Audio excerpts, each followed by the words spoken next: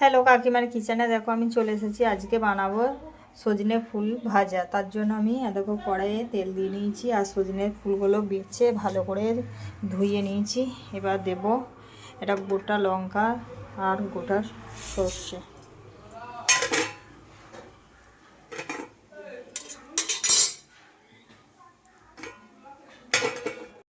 এবার দেখো এটা হয়ে গেছে। এবার আমি ধুয়ে রাখা ফুলটা দিয়ে দেবো আর দিয়ে দেবো স্বাদ মতো লবণ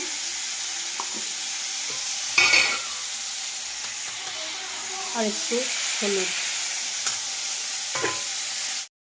এইভাবে দেখো ভেজে নেবে একটু ঝরঝরে করে, তাহলে খেতে খুব সুন্দর লাগবে সজনের ফুল ভাজা।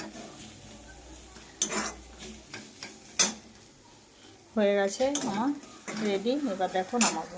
দেখো বন্ধুরা, আমার সজনে ফুল ভাজা পুরো রেডি।